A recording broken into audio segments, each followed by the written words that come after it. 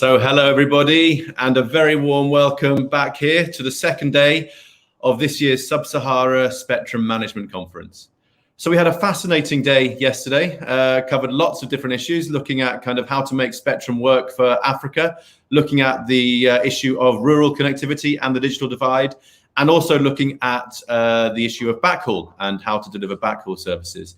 Today, we're going to be moving on. Today's focus really is going to be around WRC23, and we're going to be doing things a little bit differently to normal. Normally, we would have a session specifically focusing on WRC23, but this time, what we thought we'd do is maybe have a full day that's looking at some of the key issues that are, or key topics that are likely to be prominent as we prepare for WRC23, and of course, at the conference itself. So we're going to be kicking off very shortly, but before we did, I just wanted to start, as ever, by once again saying a big thank you to all of our partner and sponsor organizations for the support of the event. So you can see all of the logos for those organizations on the screen next to me. So thank you all, do really appreciate all of your support of the event. And just at the bottom of that slide, you can also see the event hashtag. So it's hashtag Sub-Sahara Spectrum. If you are going to be tweeting about the event or posting on social media, please do make sure you use that hashtag, and you can also use that to see what other people are saying about the event as well. So on to the schedule for today. You can see the schedule just here. As I said, we're going to be starting very shortly. Actually, we're setting the scene. So we're going to have Kezius Mwale from ATU here to give a presentation to set the scene for the day. And then we're going to be focusing on some of these key issues. As I mentioned, some of the issues ahead of WRC. So UHF, we're going to be looking at the C-band, and we're going to be looking at 6 gigahertz before finally looking a bit beyond IMT. So looking at issues that maybe aren't as IMT focused and what some of the other key issues for WRC23 are. We also have our showcase sessions running. So at 12 o'clock today, we again have our next set of showcases. So we have 3 showcase sessions running today, and you can see those on the screen here next to me again. Again, I'll be giving you more information on that later on, but you will have the opportunity to also attend and watch one of those 3 showcases. And with the focus being on WRC23, we actually have an audience poll question, which is going to be running throughout the duration of the day today. So we've asked this question before. We asked it at last year's conference, and we again wanted to ask that again this year to maybe see what people's thoughts are and how that possibly has changed over the course of the last year on what the most prominent issues at WRC23 are. So that's going to be live very shortly in your bar on the right-hand side of your screen. So you just need to click on the polls tab, and then you'll be able to vote and let us know what you think is going to be the most prominent issue ahead of WRC23. And as I said, that poll is going to be running live for the duration of the day. I will remind you at various points throughout the day, and then we'll announce the results towards the end of the day, and we can see how that compares to what the findings were last year. So we better get on with things, I guess. So we're going to move straight into the first session. So I'd like to now welcome to the stage our moderator for the first presentation and the first session. So that's Cameron Curran from Ether Consulting. Cameron, hello, welcome, and it's great to have you with us. Yeah, really looking forward to the session. So I'll hand over to you and we can get going. So over to you. Great, thank you very much, Dan. So yes, as Dan's said, we've had some fantastic sessions so far in the conference. And today we're going to move on to talk about some of the main issues that are going to come up in WRC 23. So first of all, we're going to have a presentation from Kezius Mwale from the African Telecommunications Union.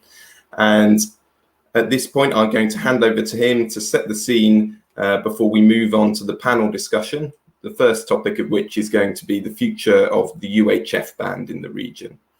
So Kezius, over to you. Okay, so thank you so very much, Cameron. I guess for me is to help those who may not be in the norm regarding our ways, of our African ways of preparing for WRCs, at least to appreciate how we do things before we can go into the technical specific technical areas. So I'll be walking you through like four elements. First, to be the ultimate goals of our ATU WRC preparations. So what we seek to do ultimately, and then discuss the ways in which we do that. So first would be the African preparatory meetings. Second, the working groups that help the preparatory meetings.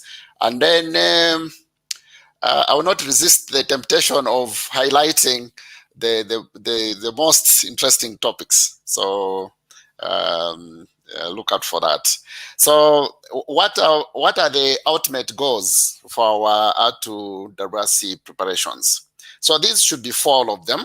The very first one is, at the end of the day, we seek to have what we call AFCPs. So AFCPs are nothing other than the African common positions on the various agenda items for WC, whatever the WC.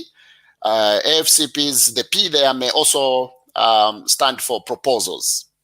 So we have 2 things, positions on one hand, and even fresh proposals. This is the first goal. The second goal is we seek to positively influence the studies in the I2R. As you know, studies within the I2R are extremely important. It is here where we develop options to satisfy an agenda item, and we call those methods.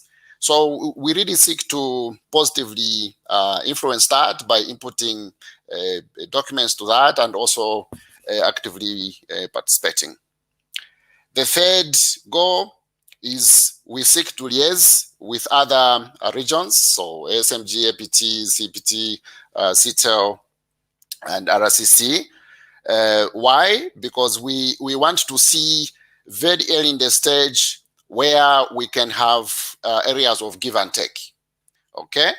A good example, like for the last conference, WRC 19, really we sought the support of the ASMG on our hubs agenda, which was very key and dear to our hearts for WRC 19. The fourth element is human capacity building. So maybe I don't even need to highlight that. I think it's quite self-explanatory. Now let me discuss the African preparatory meetings. You may call them R2 preparatory meetings. The abbreviation will come to the same, thank God. Now, these are high-level meetings, make no mistake. This is why they only meet once in a year. So we had one last year. We'll be having the second one this September, another one in 2022, and the last final one in 2024. In the case of WRC, rather in 2023, in the case of WRC 23. Who chairs those meetings, and what's the management team? So the management team of an APM comprises the chair, and in our case, this can be quite a departure from all our 5 other counterparts. We don't have a permanent chair over a cycle. In our case, the host country of a given APM is the chair for that year. And because the first preparatory meeting last year was chaired by Cameroon, if you ask me today, who is your APM chair, I'll say it is Mr. Otu, the man from Cameroon. He will hand over to Benin, someone from Benin, when we hold our second meeting, which is 6 to 10 September this year. And that chair will carry us to the subsequent APM 23-3, September 2022. That's how we do things. And then so the chair is supported by the vice chair, who ordinarily should be the subsequent hosts. Ordinarily, not automatically, but ordinarily. And then we have the rapporteurs, who acts as high-level secretaries. And then we at the General Secretariat support them. Okay, so how does APM make decisions?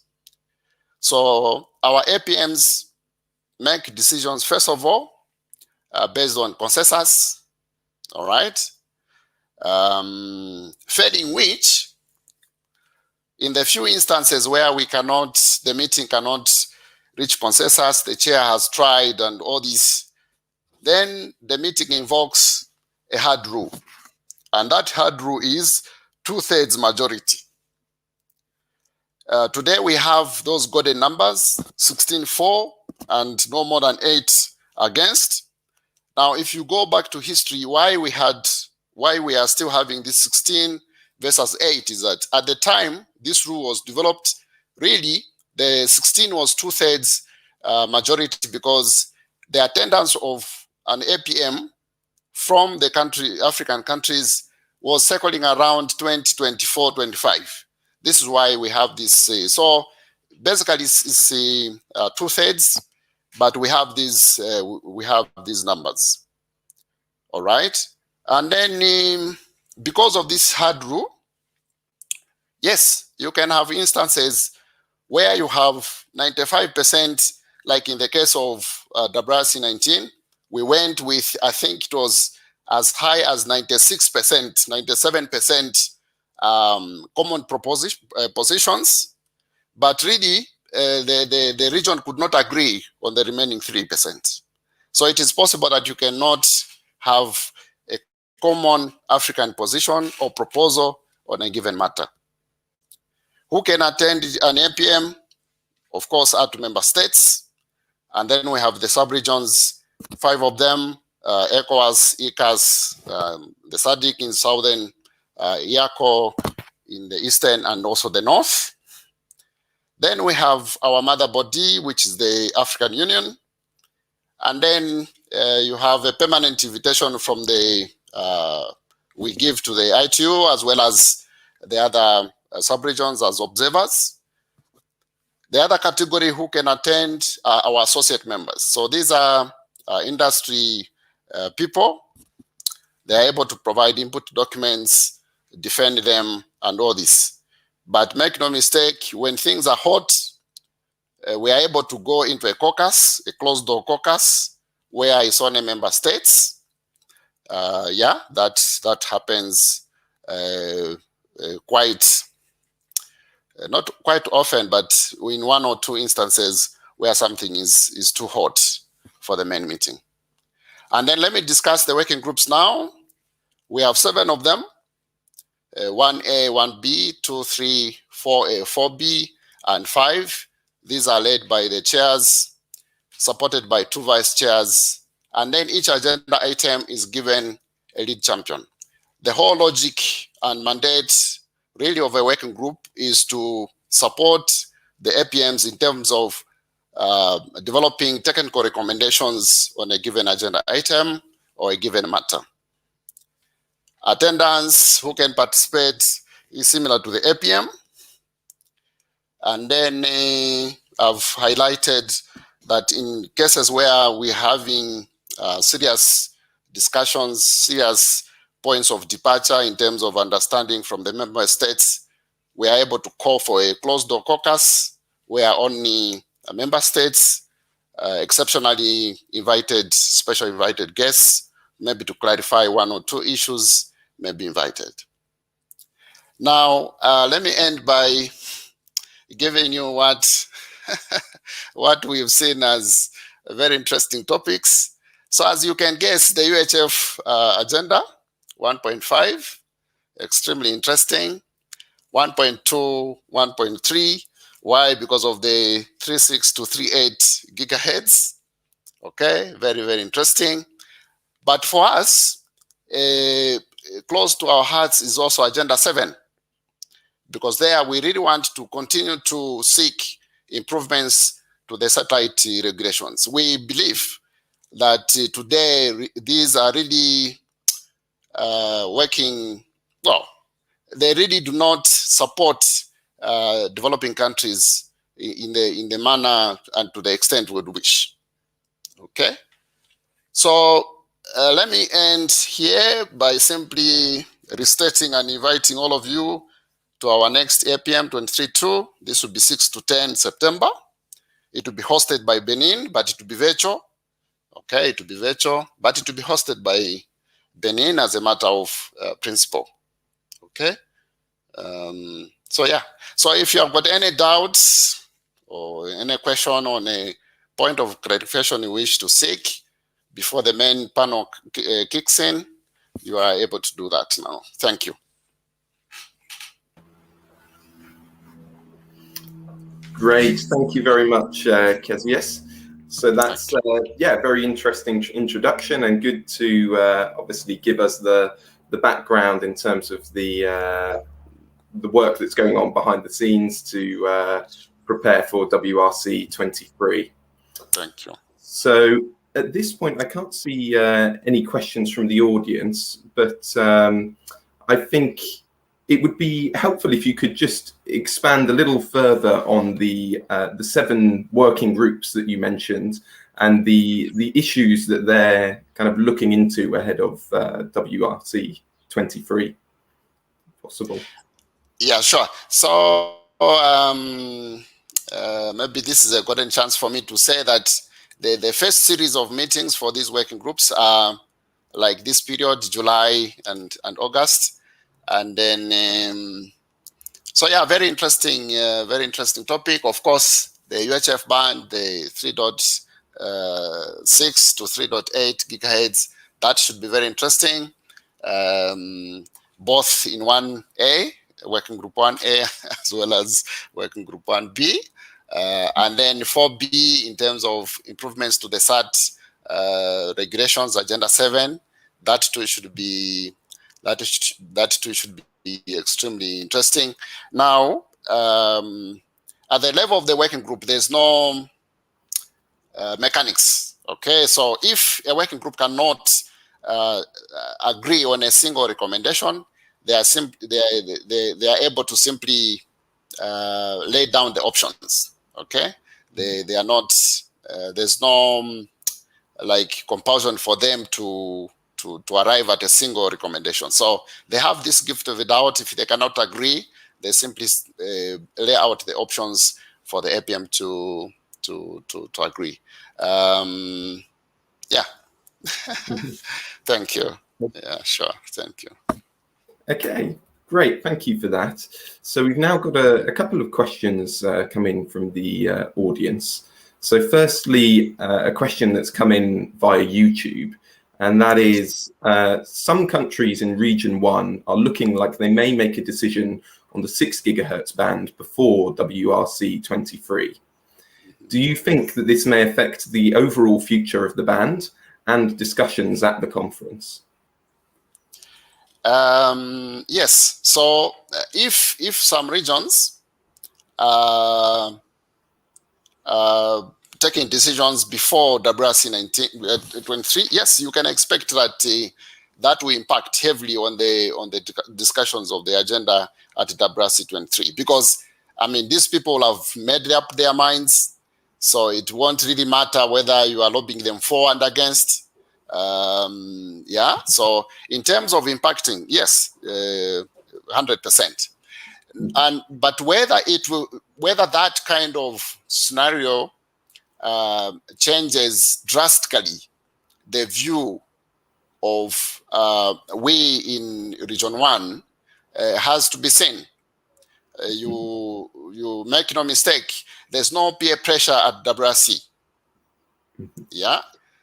This is why, for example, you have many cases where a region chose to go that way, while the rest of the world said, no, on this one we'll not go along with you. So in as much as it may influence what we think in Region 1, but we don't really work on a principle of like your plain peer pressure.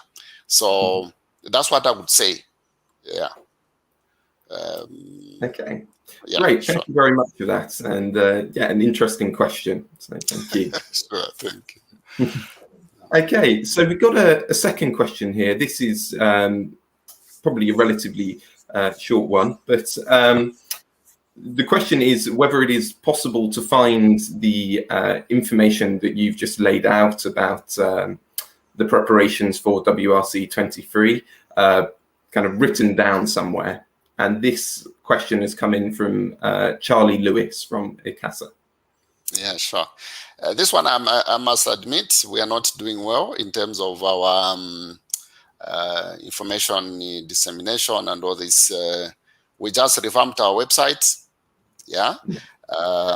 First of all, it was the logo and then the website. So, Mr. Lewis, we are working on this. I admit that if you go to our website, a lot is wanting, but we have people working on that. So hopefully in future this bit of making information as public, as available as far as we could will be addressed. Yeah, thank you. Okay. You may find some information on the website, but maybe not to the level we would want. Yeah, sure. Mm-hmm. Thank you. Okay, brilliant. It sounds like that's something you're actively working on. Okay, so thank you very much, Kezius. I think at this point that covers all of the questions from the audience. So I'd like to thank you for your time.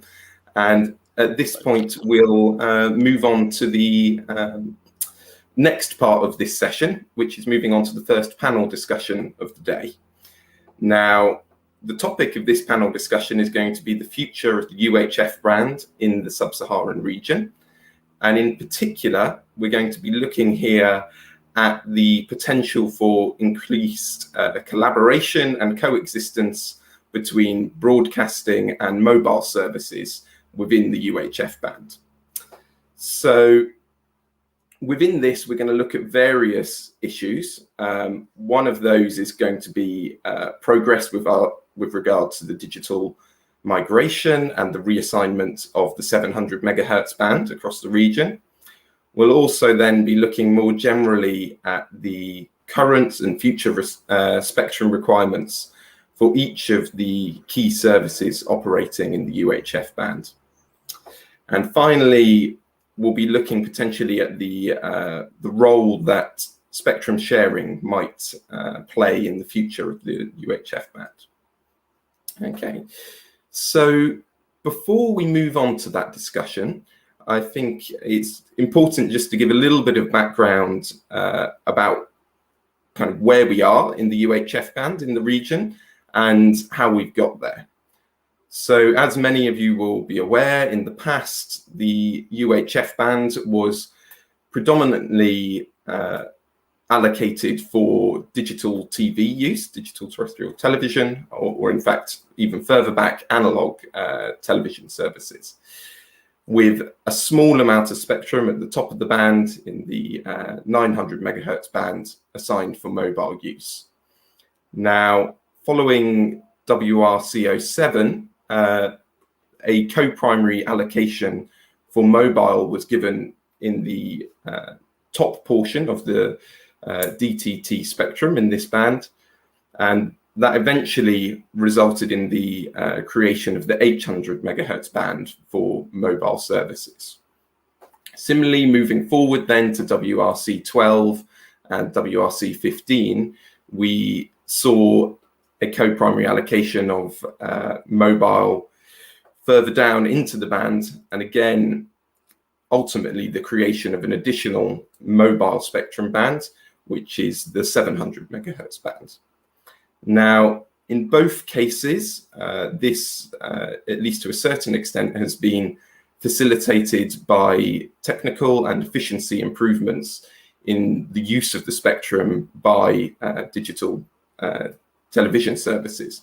So as we've had the digital switchover and, as it's known, the digital dividend.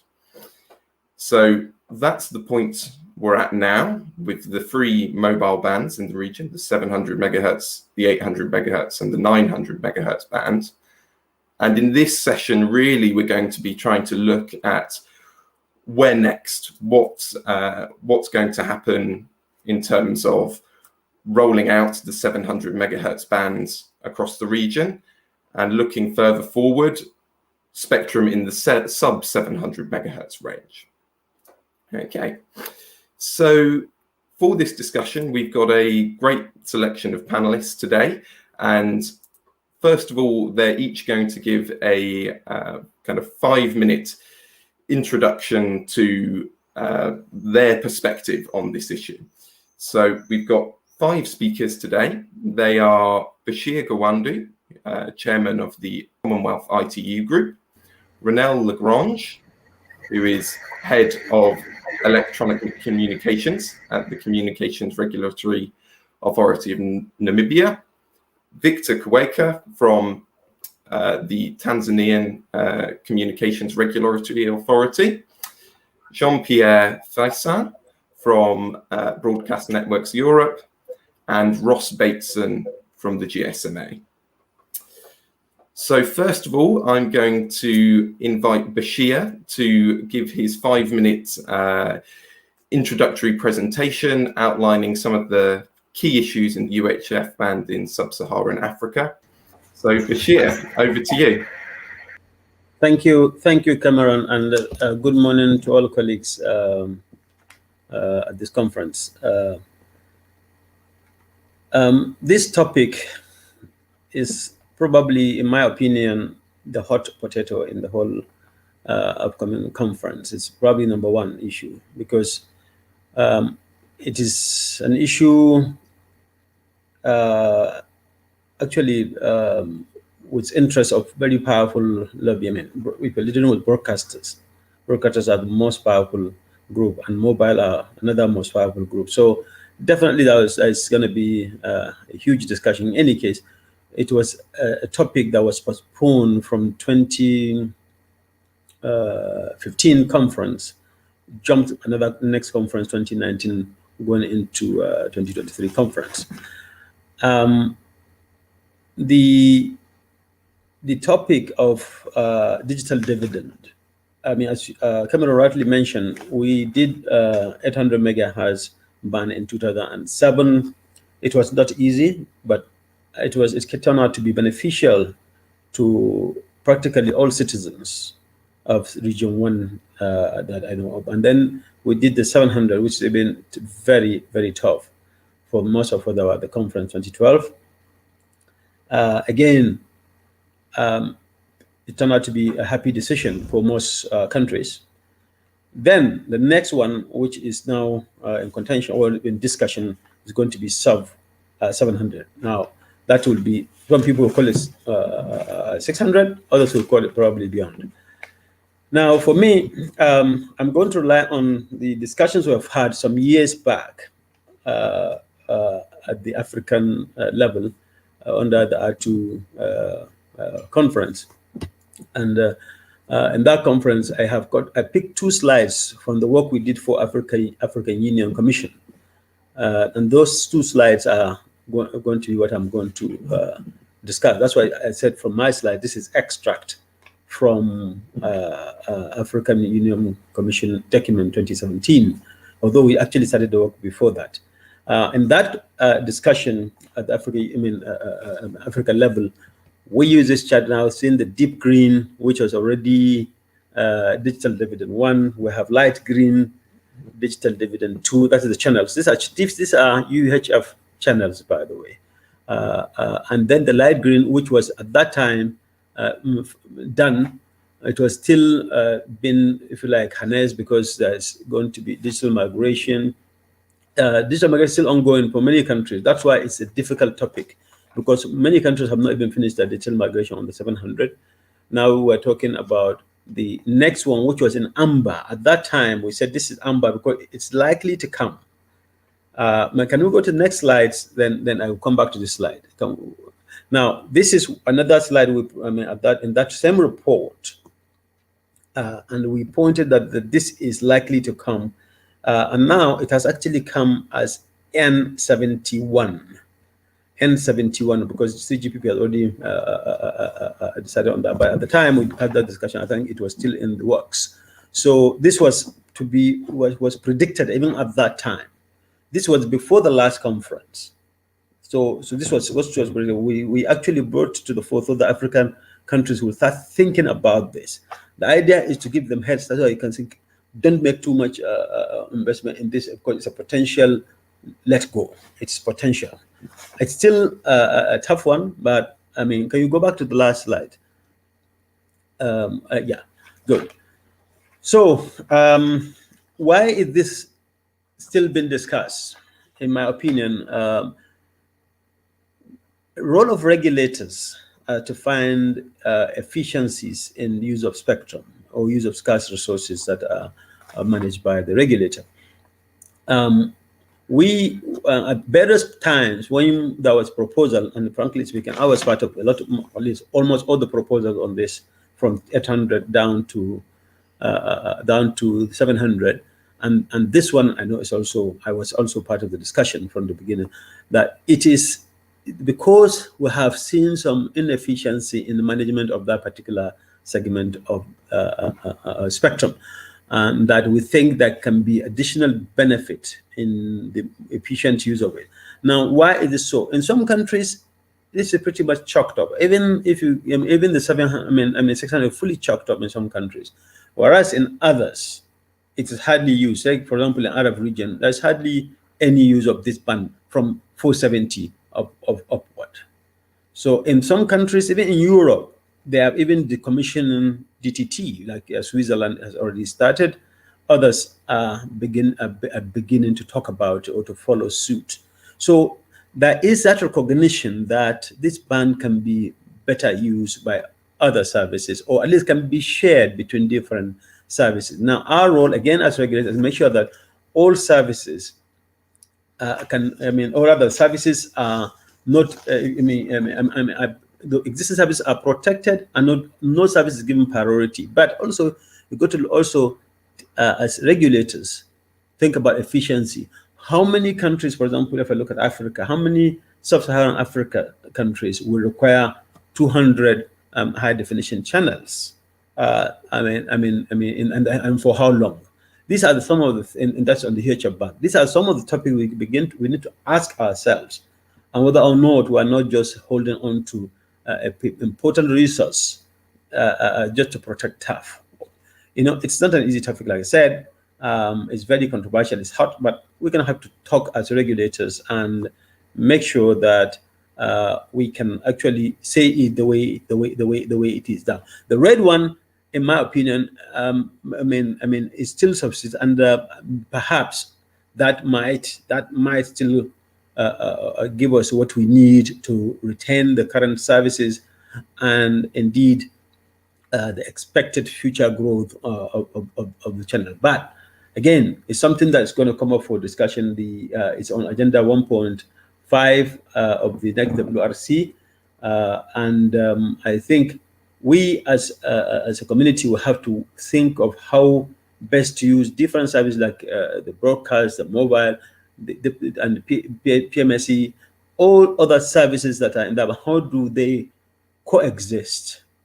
The study by TG Task Group 6 is on it, and I think they're trying to find such solutions. Now, our role again is to follow the study, see what comes out of that TG61, and see whether or not there is any scope for coexistence between different services, and how efficient can we continue to do this band.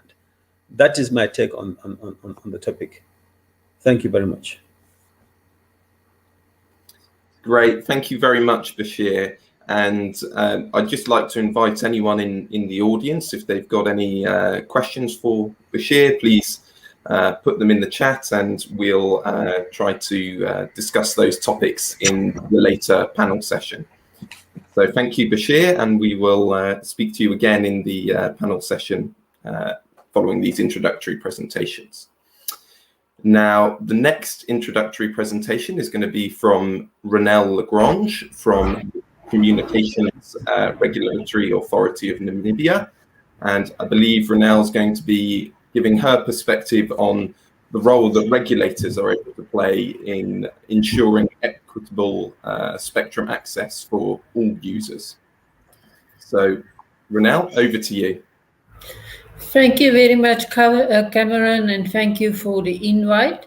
Indeed, Agenda Point 1.5 on the UHF ban is an important agenda point for Namibia. Also, given that Namibia is one of the countries that have met the ITU deadline in 2017, when we deployed DTT in this band and have been providing DTT services until date. If I may have my third slide, please. And certainly for a regulator, as also rightly stated by Bashir, is we need to facilitate optimal use of spectrum to address gaps in communication services and access to ICT infrastructure.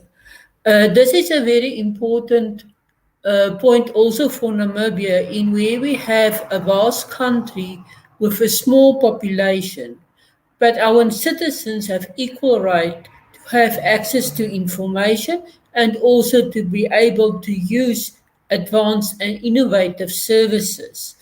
For us, it is therefore important to balance the scale by providing spectrum for assignment to emerging technologies and services while we phase out aging technologies.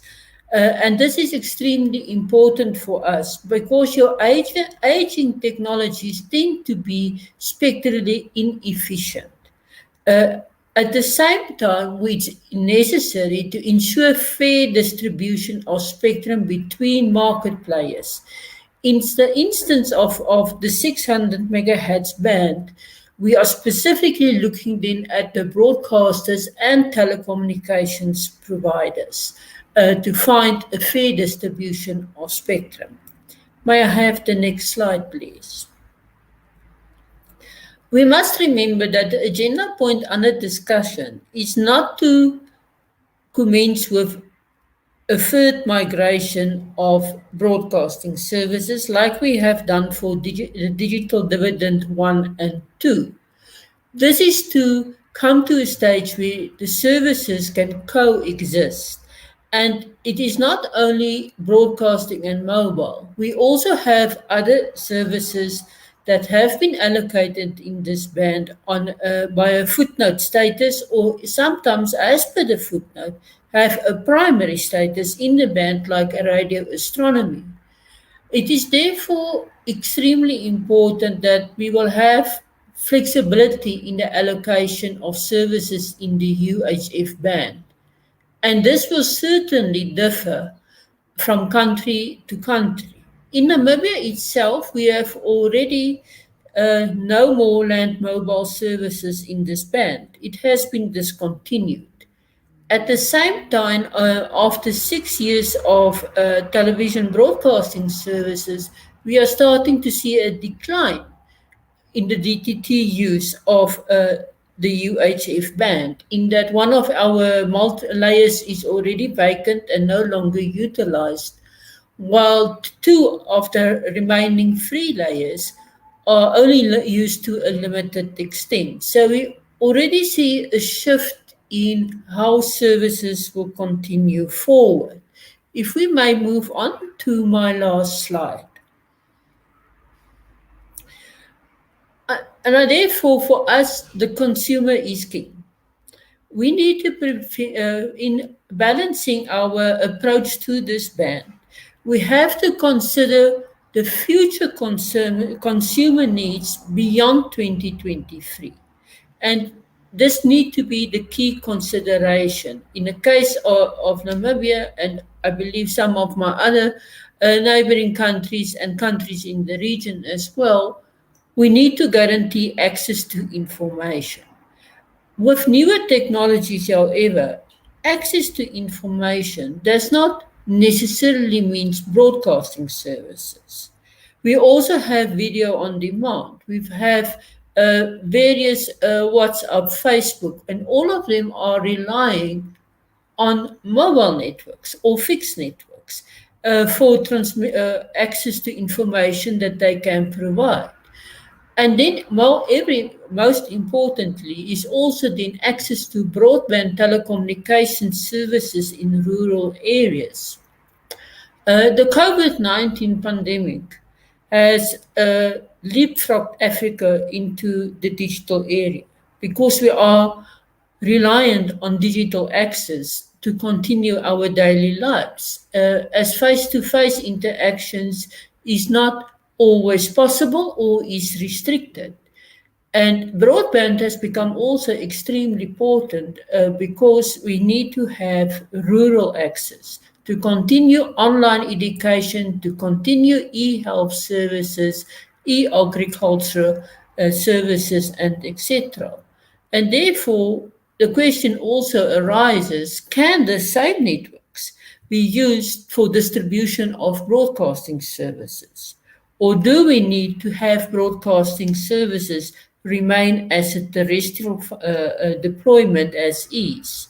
In the case of Namibia, television broadcasting has become very attractive for a satellite to the home solution due to the expense of rolling out networks and implementing infrastructure to support these services. And that is what I would like to share with the audience today, is that we must keep an open mind. We need to see the results of the studies. From the results of the studies, we can make an evidence-based and informed decision on the sharing possibilities in this band. Thank you very much, Cameron. Great. Thank you very much, Ronelle. And again, if you've got any questions on that, please do share them in the chat. So thank you for your time. We'll speak to you again in the panel discussion later. Next, we're going to move on to Victor Kweka from the Tanzanian Communication Regulatory Authority. So Victor, over to you. Thank you very much. A very good morning, good afternoon, and good evening. I'm glad that I'm going to do presentation. As I was introduced, I'm Victor Kweka. I work for Tanzania Communications Regulatory Authority. I'm also a chair of SADC for the WRC 23 preparatory process. But in this presentation, I will take you through on Tanzania experience, and whatever I'm going to give is the view of Tanzania. Next slide, please. Yeah. What you see there is the map of Tanzania. I have populated where we have terrestrial services, whether it is a mobile or broadcasting. Tanzania at a glance, for those who don't know, we have a geographical size of almost 1 million square kilometers. And we have a population currently of 60 million people. And when it's come to UHF band, talking of 470 to 960 megahertz, currently we have two main services which are in operation. We have DTT services, which is operating on 470 to 694. And for those who are not aware, Tanzania was one among few countries in Africa which managed to migrate to digital prior to ITU set deadline of 17 June 2015. We managed to migrate by May 2015. And currently we've licensed 4 DTT digital signal distributors, or in Tanzania we call them MOX operators.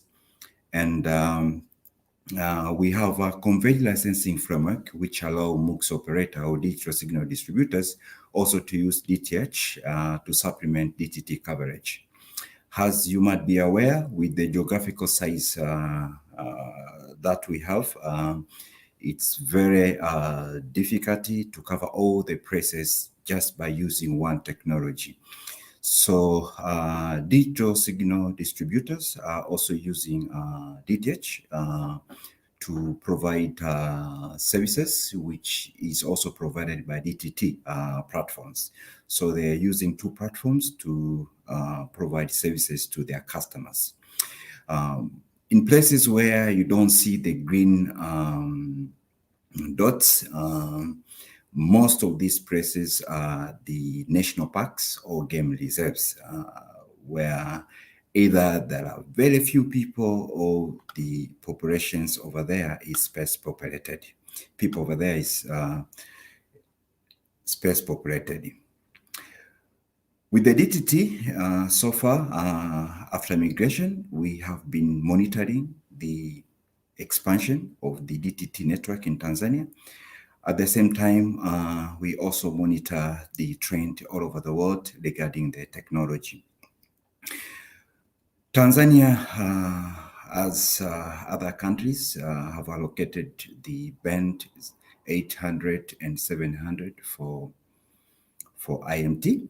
And for those who don't know, Tanzania has already assigned the spectrum band 800, which is used by the MNOs to offer IMT services, specifically for 4G LTE, and the 700, which we did an auction in 2018, June, and it is currently in use. And the band 900, as you might be aware, this is the common band which is used for 2G, but in Tanzania with the converged licensing framework, we also, some of the operators are also using this band for 3G services IMT, especially in the major city or major towns. Next, please. Yeah. What you see there is no different with what our colleagues have said so far, but I want us to look on the chronological event, what happened since 1989 towards 2023. I think we are very conversant with the decision which have been made.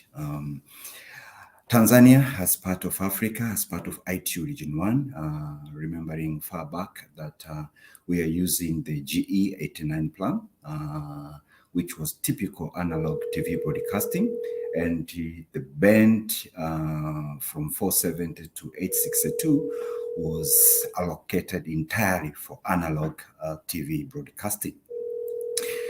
We are all aware that come 2006, the decision was made to migrate from analog to digital.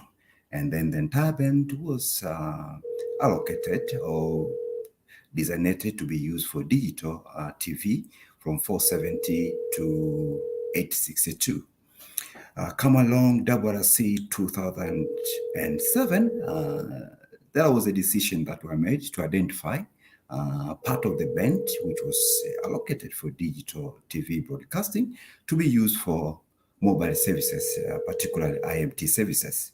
So you will find out that in WRC 2012, which you're aware of that, part of the band, which we normally refer to as digital dividend band 1, was allocated for IMT. In 2012, after being allocated, and remember that's the time we started licensing or assigning spectrum 800 to MNOs in Tanzania. Come along 2015, when the decision was also made to allocate part of the band from 694 to 790 for IMT, and the band was allocated. And in 2018, we did our first auction where the band was assigned to MNOs, and currently it is in use all over the major cities or regions in Tanzania. Now we know we have agenda item which is also discussing regarding this band. To me, Tanzania, when we see the trend, what has happened, what is happening, and what is going to happen, the best important thing is to reflect what happened in the past. And when we do the reflection, you ask the questions, did we do something that was right? We did something wrong, and how can we correct in the ongoing process come 2023 WRC meeting, when countries will be making decision on the best use of the band. I understand, and I'm in line with my colleagues, that any country should embrace conducting studies. Studying is very important for existing services within UHF band. What I consider as the key factors, things that needs to be considered by different administration, particularly African countries, we need to forecasting the spectrum requirements for existing services. Currently, the band is used for DTT, is also used for mobile services for those countries that have already migrated and deployed the INT services. What is the future demands? Which spectrum, the bandwidth needed for a particular service? Those are the questions we needed to ask ourselves through studies, and we need to participate through ITUR ongoing study groups specifically for this agenda item. But I understand conducting studies is one thing. Another thing which is very important, we normally talk of spectrum harmonization. Spectrum harmonization, whether regional or global. There is a very famous proverb in Africa that says, if you want to go fast, go alone. If you want to go far, go together. That's the essence of spectrum harmonization. You do the studies regarding your country, but you need to know where's the world going, what is the trend, what is the future. Whatever you want to do in your country, you need to understand global, what is the trend, how are the changes in the global going to affect the decision that I'm going to make for my country. So we know all the importance of spectrum harmonization when it comes to economies of scale, low-cost terminals, interoperability between systems, and spectrum harmonization have enabled roaming between networks.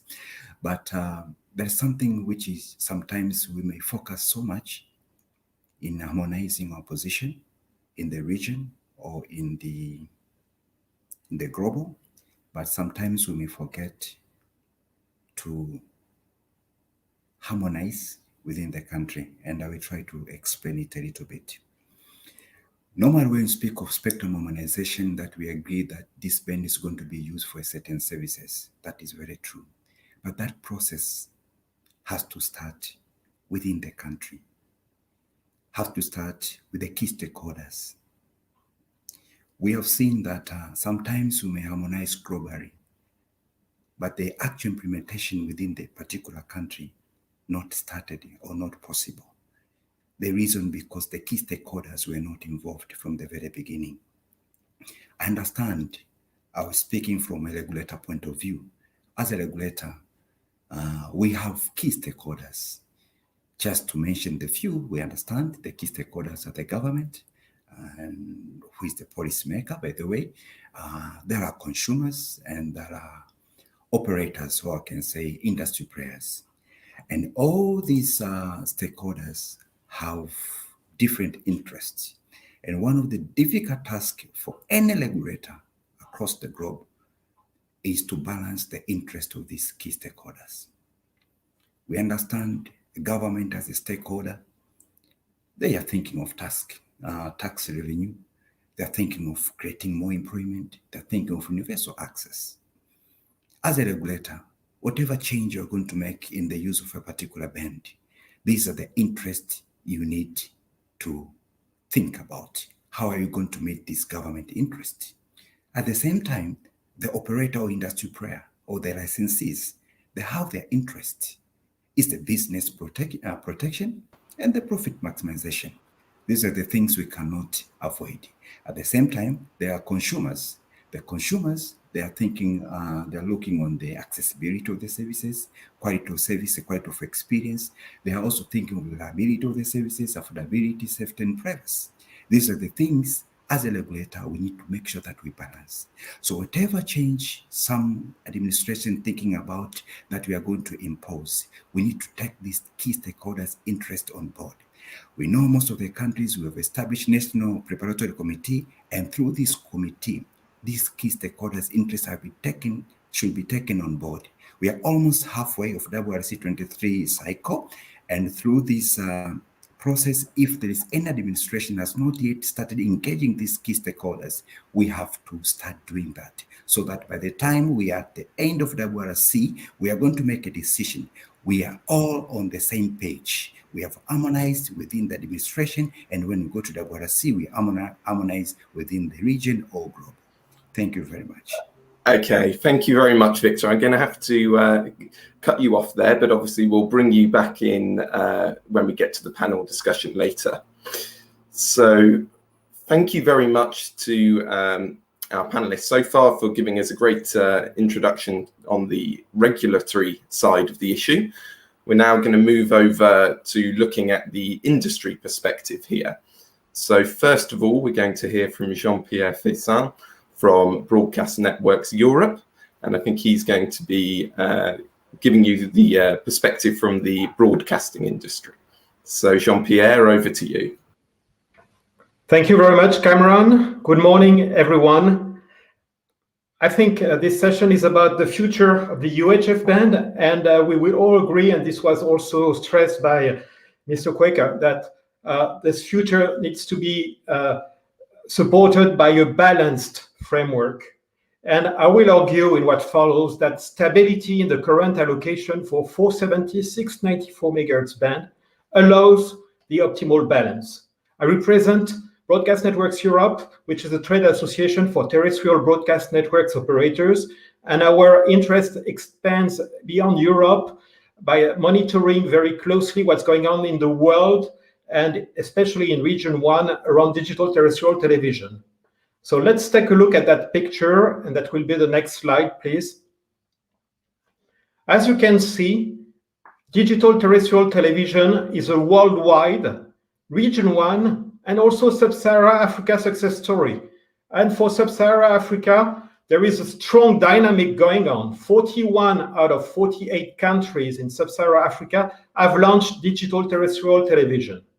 And among those 41, 18 since WRC 15.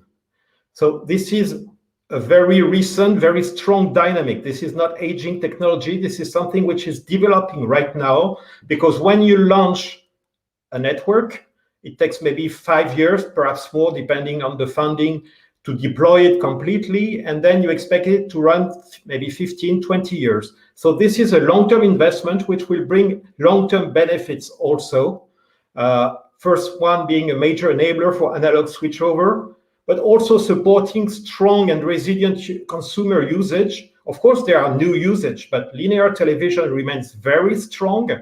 For instance, in Europe, it's about 3 hours and 30 minutes per day per person. So it is very strong, and this is in a country where non-linear usage and new ICT usage are also very high, of course. It provides more programs, higher quality for everyone, but also more importantly, it also brings jobs and helps to develop a cultural, whether it is a national, regional, or even continental cultural industry and sovereignty. Now, digital terrestrial television needs access to the UHF band. That will be the next slide, please. Access to the 470, 960 megahertz band needs to be balanced. Of course, there are needs for IMT and other mobile services, but there is also needs for broadcasting. What do we see now with the picture? And I think part of the history has been recalled by the previous speakers. Now, the majority of the band is now harmonized for mobile services and IMT. We have the 900, 800, 700 megahertz band. And that comes on top of about 14 gigahertz of band, which are identified. And we know that with the new technologies, higher bands are becoming more and more valuable. Of course, low bands are useful for coverage, but let's take a look at the reality. In rural Africa, 20% of the population is not covered even by 2G, and 78% are not covered by 700 or nor 800 megahertz networks. This means simply that the digital divide is not caused by insufficient allocation of low-band spectrum to IMT. Allocating more low-band spectrum will not solve the issue. The issue is in implementation, in coverage, in infrastructure deployment. On the other hand, this spectrum, 476-94 megahertz, is the core remaining spectrum for the long term for DTT networks. And for also a future-proof terrestrial broadcasting roadmap. It has been stressed that aging technologies cannot develop. So I'm not trying to promote the TV of the 1960s. We want the TV that people will still want to watch in the 2030s and beyond. Increasing quality, mixing linear and hybrid mode, and also, and this is becoming possible from high power, high tower infrastructure, reaching mobile terminals, and we are exploring that with 5G broadcast technology. Now, what is the best framework to guarantee this balance? Let's take a look at the next slide, please. The current framework serves the general interest, and we argue that it serves its best because it's basically suited to the needs of the great majority of countries.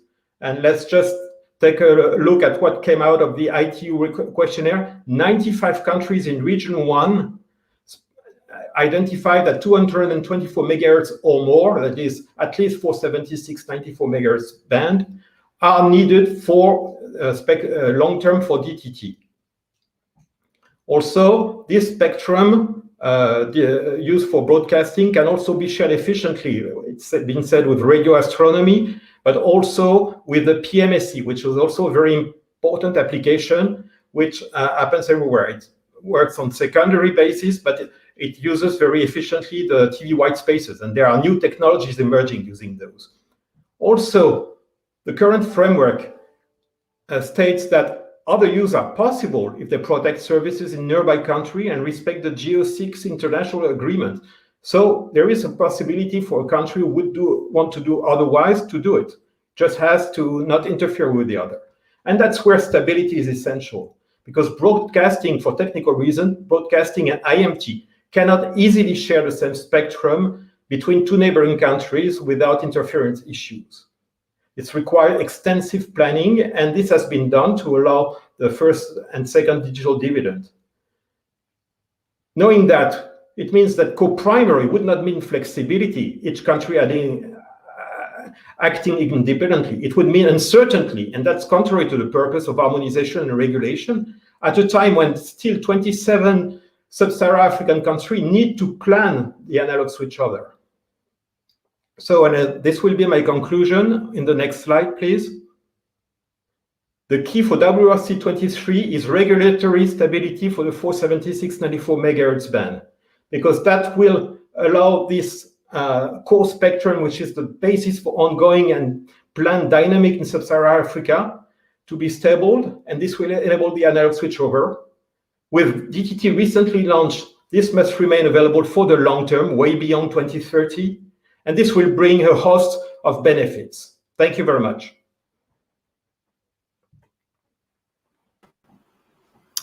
Great, thank you very much, Jean-Pierre. A really interesting perspective there from the broadcasting industry. So now we're going to move across to looking at the mobile perspective. And in order to do that, we've got Ross Bateson here from the GSMA. So Ross, I'll hand over to you. Thanks very much, Cameron, and good day to everybody. I hope this finds you well. My name is Ross. I work for the GSMA. I'm just here to give you a couple of thoughts from our side on this agenda item and on the future of the UHF band, how we see things developing in Region 1 and indeed around the world using these frequencies, and how we're looking at the future of content distribution and broadband in coverage areas. If you go to my next slide, please. So I think the first thing to say, I've started with this slide lots, and you will have seen it before. We're working a lot at the GSMA on these numbers, and these numbers are really important for the mobile industry. We're covering a lot of the world's population, but still within the coverage areas, a lot of the world's public population is not using mobile services, and that's for a number of reasons. The 92% figure you see on the left-hand side of this slide is creeping up slowly, but increased UHF spectrum won't massively change that figure. say if a country did decide to assign 600 megahertz over existing 700 megahertz networks, that would have a small increase in the propagation characteristics of the band, but it wouldn't be huge. And in any case, from an economic perspective, they would be building out on the same network grid as their existing network. So when we look at more UHF spectrum, it's not like we're thinking about releasing a band with radically different propagation characteristics. We're looking at increasing our capacity on existing networks.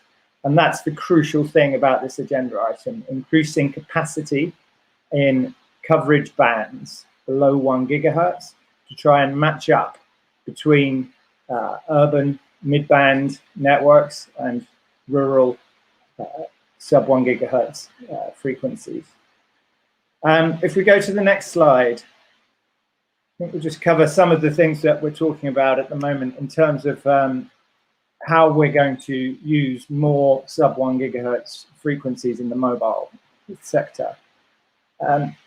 It's a simple fact of physics that there isn't enough spectrum below 1 gigahertz for everyone to use. We need it. I've just heard from Jean-Pierre that they need it, and there's a number of other services that need to be fitted in there. So it's a question of finding the ways in which we can find a good balance for this spectrum and what that balance might be. Primarily, this is a digital equality issue for the mobile industry, increasing the amount of capacity to allow us to have more similar mobile networks in rural to city areas, and also creating a more consistent user experience. We're not just making best efforts of download speeds like we do at 4G now. We want to create them consistently for a number of applications beyond mobile broadband. In this part of the world, I don't like to go too much into some of the more industrialized mechanisms of 5G, but I do believe it's important as we think about how to grow our economies in the post-COVID world.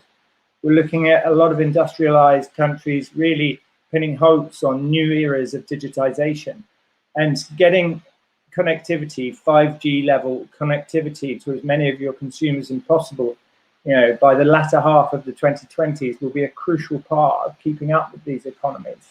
It will help drive forward social goals and keep driving forward economic development, not just through broadband take-up, but through other uses of 5G as well. If we go to the last slide, I'll just conclude by saying a few things. I think it's clear that this is a difficult agenda item. One of the things that makes it difficult is because it's a political issue. A lot of the spectrum we're talking about in WRC 23, if you go above 3 gigahertz, okay, there's people that want to talk a lot about all the cross-border situations, but these are very small and take a small amount of coordination. But we know that the propagation characteristics of sub 1 gigahertz frequencies mean that they reach much further. And we have different views in region 1. We've got some people who have very new DTT networks, some people which never really used this band for DTT in the first place, and countries that are switching off their DTT networks after 25 years, about the same cycle as they had color TV for, by the way. So how do we cater for that, given that the political nature and the long reach of the UHF bands is more complex? Obviously, we have to find a good route forward for Region 1 as a whole as much as possible. But while one small country can't use the spectrum in completely different ways to another small country next to it, we've seen in the past with previous digital dividends that we've got routes forward for finding different uses, and a lot of work has been done about that already. If one part of the Region 1 wants to use it for one thing and one for another, that's not a calamity. It's not the end of the world. It just means coordination is necessary. And so while we do have a lot of opposition in our two countries, especially to this agenda item, it doesn't need to be the end of the world, and you can use this agenda item to look forward and see what's likely to be the case in our two countries, maybe by 2030 or beyond.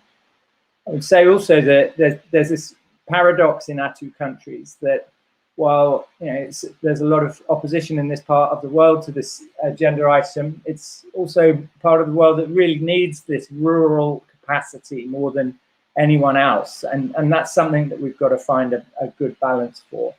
So there are these complexities, but as I've shown with this famous symbol from Chinese philosophy, while we're painting it as black and white, and Jean-Pierre and I are at the end of this saying different things, we do have to find a way forward to make sure that we get as much content into the right hands of people as possible, and at the same time make sure that we can use as much broadband to drive our economies forward as possible.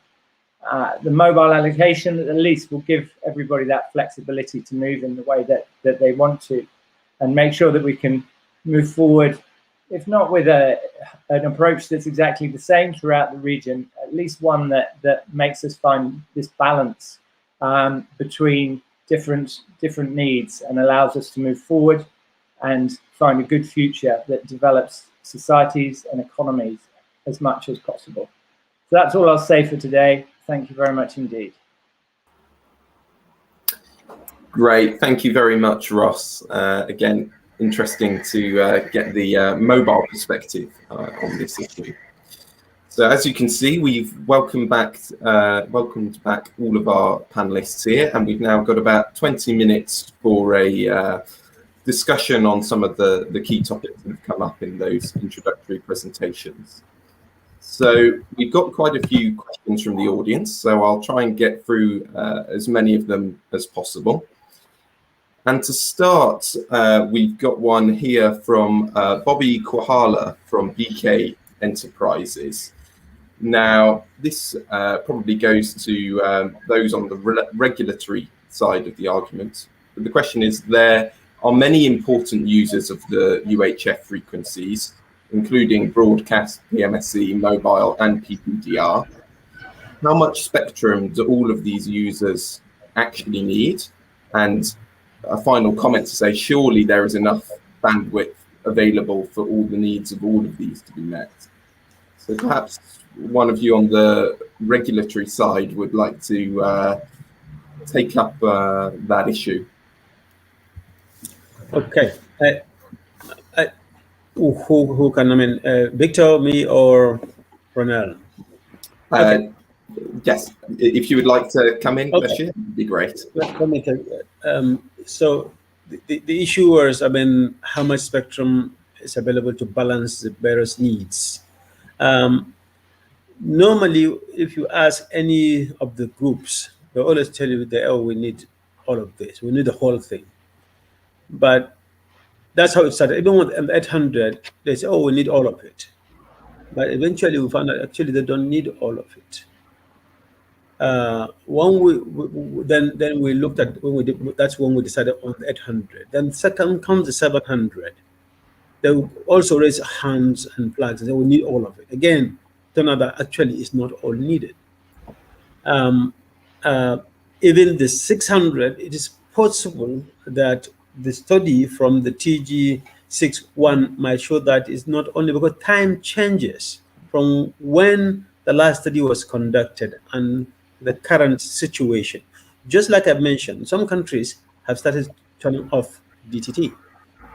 Ronel also mentioned that there is less use in their country, for example.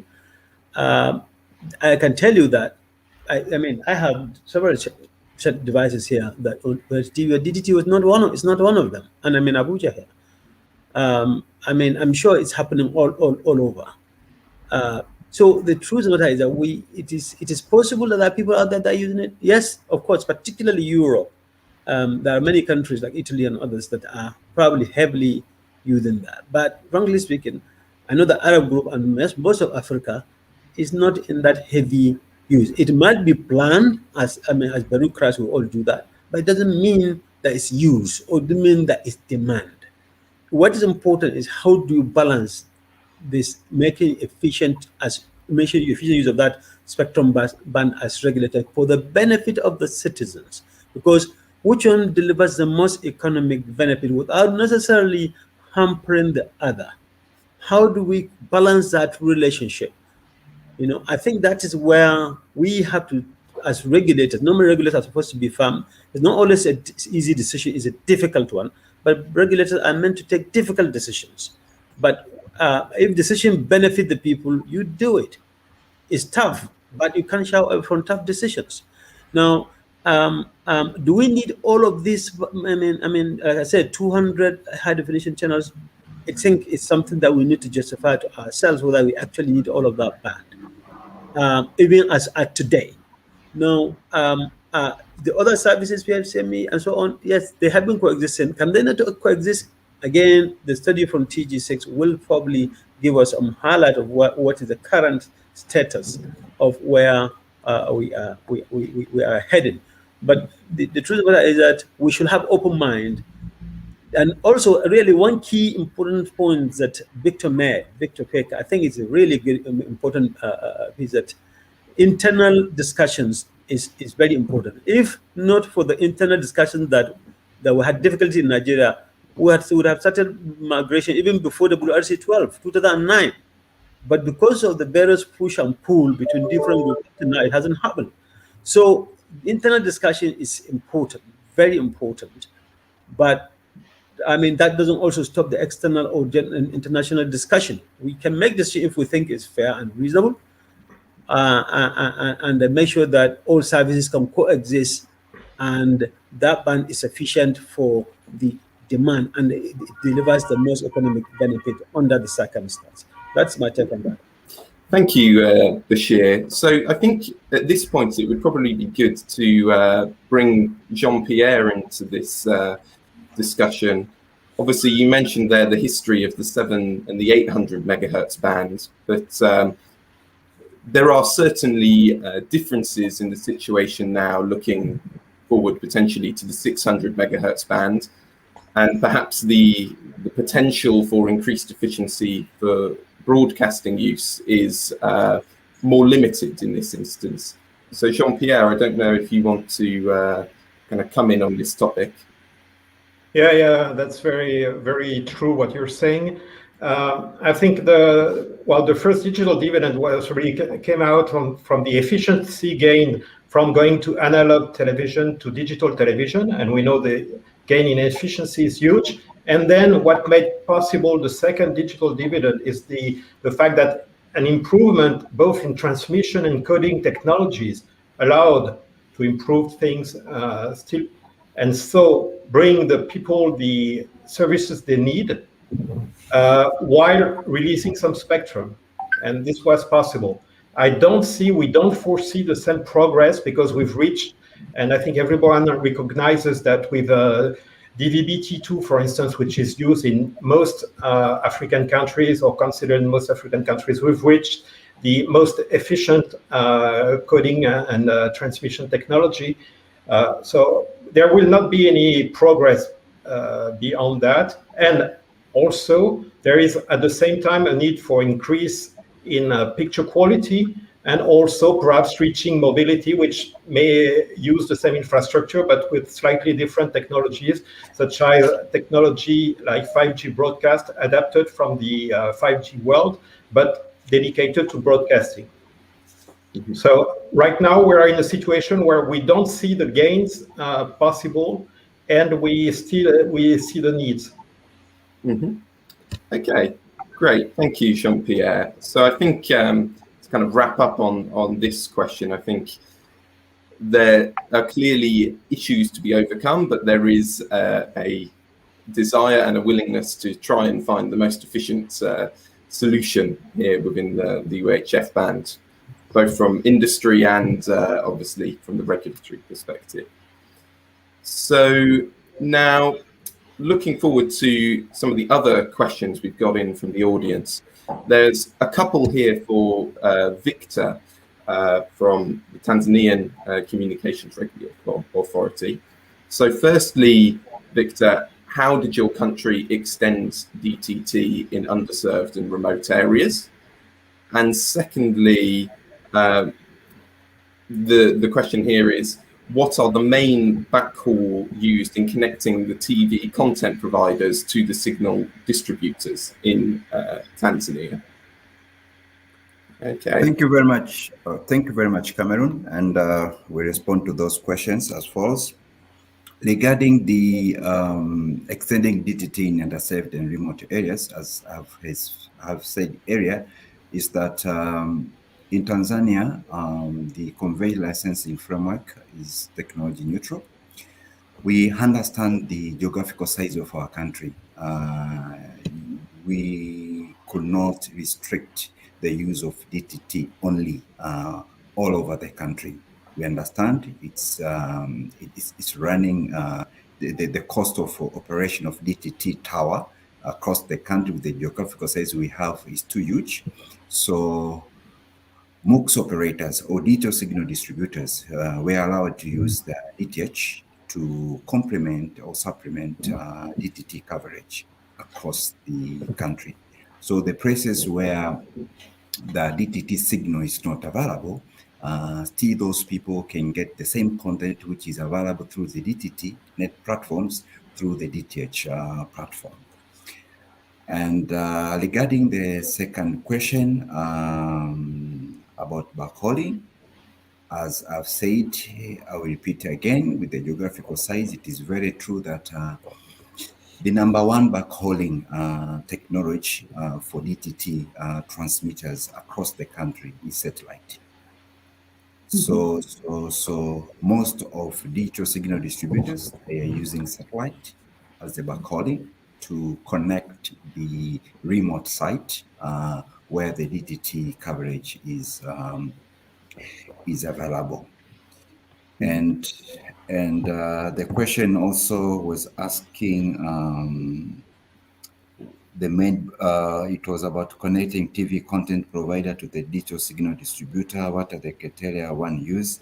Yes, as I said, we have 4 digital signal distributors, and the consumer is free to choose which one they want based on the services provided by a particular digital signal distributor. So there is no any restriction as long as they've been licensed to operate in Tanzania. They do their marketing stuffs, and consumers are free to choose which services they prefer from a particular digital signal distributor. Okay, great. Thank you very much for responding to those questions, Victor. So moving on to a separate issue here, we've got a question for Ross from the audience. So Ross, you talked about the importance of getting content to the end users. Does the mobile industry then also have concerns about spectrum for PMSE? Yeah, thanks for the question, Kathy. I hope all's well. Yeah, so of course, we're just at the start, in the middle of this study period, but just starting the technical work on this. And look, at times in the regulatory fora we're working on, it feels like there's more people from the PMSE sector than all the others combined. So I don't think there's going to be a lack of voice from PMSE. And we've got to find a situation that suits everybody.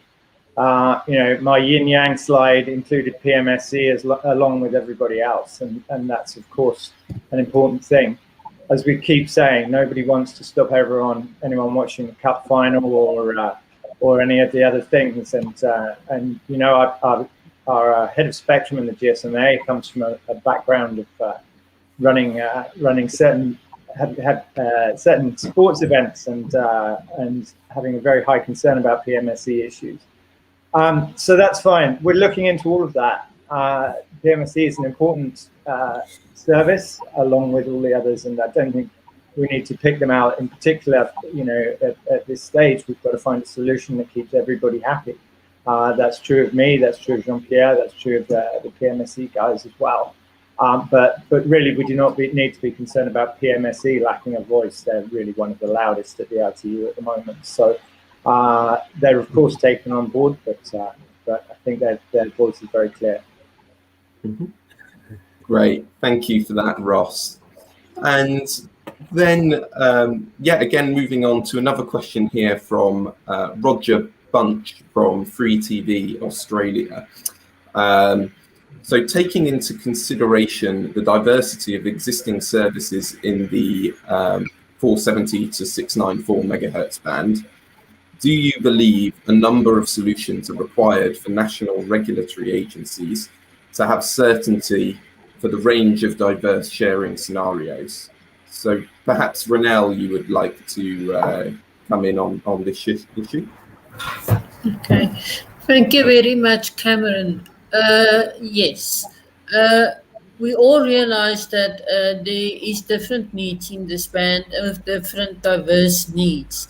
For us to have a coexistence, we will not only have to look at the primary services, but we will also have to look at the secondary services and ensure that although a secondary service does not have the same status than primary, it has been deployed at times at great cost in the band, and it has been there for many years.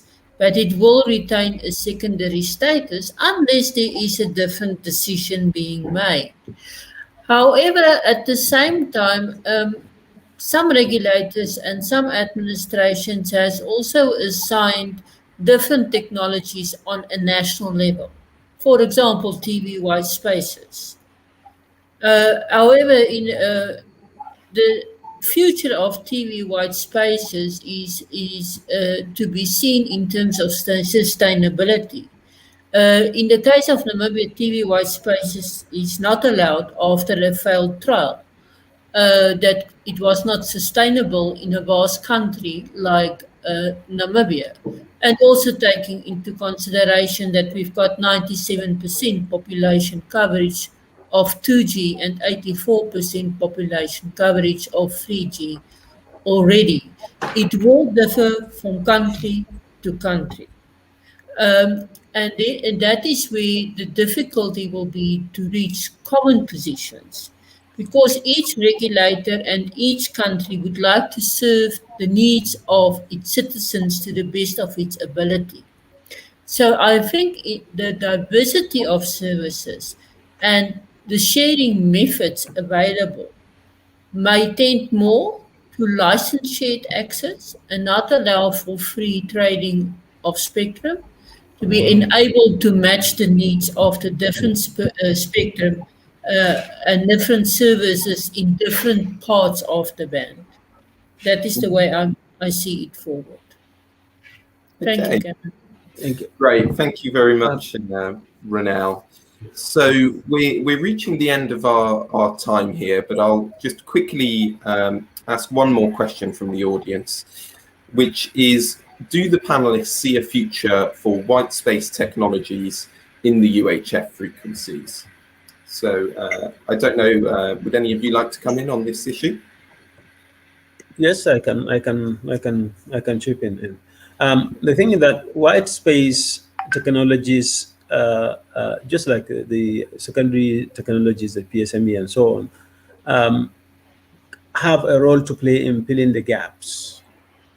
So if the gaps, if they exist, then you fill. But if there are no gaps, then of course, from what we propose to African countries in the presentation we made from the AUC paper, we thought that there will be such balance to be strike around that N71. That is likely to be the balance. What is lower down, most likely will still have a room for other services. But I mean, we don't see a future where we wipe out completely the UHF from African perspective. I think there's still some future there, but should be a balance. That balance up to that 617, there are still so many channels, about 17 channels, that can accommodate significant production from DTT that will probably satisfy the needs of our people. I can tell you, like I said, we don't have much use for it. I mean, much use of it really in Nigeria, for example. I come from the satellite services that are given a similar content. So, but it's there. there will be use of it, but to what extent? So therefore, that balance we need to strike. If we strike the balance along the lines of that N20, that is to say, up to 617 megahertz, then the PSME, the wide space technologies will still find some space below that line. That is to say, from 470 to 614 to 617. That's how I see it. Thank you. Great. Thank you very much, Bashir, for answering on that point. Now, unfortunately, I think that's the end of our time for the panel discussion today. So I would just like to thank all of the panelists for their contributions to the what was a very interesting discussion on the future of the UHF band. I'm aware there were many more questions coming in on the chat from the audience. So please, do get in contact with myself or the other panelists if you have any further issues you would like to discuss. So at this point, I'll thank both the panelists and the audience and pass back over to Dan to look forward to the rest of the sessions we've got today. Cameron, thank you so much. And yeah, I'd like to also echo Cameron's thanks to all of our panelists for a really interesting session. And yeah, Cameron, as you said, there were a number of questions that unfortunately we couldn't get around to, but if it's okay with all of you on the panel, we will send those to you offline and you can then maybe respond independently to any that you want to for those questions that we didn't get to. And apologies for those of you in the audience who asked questions that we weren't able to get time for. So, but thank you all so much. And I think the number of questions we had shows the interest in the issue and the interest in what you all had to say on that panel. So really interesting session. Thank you all so much. So next up, we're going to be moving to our first set of showcases. Just before I introduce those, I want to remind everyone that we do have our poll running today. So for the duration of the day, we're asking you to let us know what you expect to be the most prominent issue at WRC 23. So please do vote on that poll. You can do that using the tab on the right-hand side of your screen. Obviously, the UHF band, which we've just been hearing about, is one of the options on there, alongside some of the issues we're going to be looking at later on today, C-band, 6 gigahertz, and of course a wide range of other issues. So please do give us your thoughts on that. As I said, you can click on the poll tab on the right-hand side of your screen and vote on that poll for us now. And we'll be giving you the answers towards the end of the day. But for now, we're going to be moving on to our next set of showcase sessions. So we've got 3 showcase sessions running in parallel, about to start on our 3 showcase stages. So on showcase stage 1, we have a session being hosted by Huawei, which is going to be focusing on, it's going to be providing a study on the satellite usage in the C-band in Africa. Showcase stage 2, again, satellite related, maybe coming from a slightly different perspective, the transformative impact of satellites, hosted by ASOA. And on showcase stage 3, we're going to be looking at the 6 gigahertz band. So IMT identification for the 6 gigahertz band, closing the digital divide in Africa. And that's hosted by Coliago. So all those showcases are actually related to topics we're going to be looking at later on in sessions today. C-band and 6 gigahertz, we're going to be focusing on there. So please do make your way over to one of those showcase sessions. They're going to be starting in just a couple of minutes on the showcase stages there. Following that, we do have a short break, and then we're back here on the main stage at 1:20 Central African time for our next main session, which is going to be looking at the C-band. Thank you all so much for your participation. Thank you to our panelists and to Cameron, and of course to Kezius as well for his opening presentation there. Please do make your way over to the showcases, and we'll see you back here for the next session on the main stage in just over an hour and a half or so. Thank you all, everyone.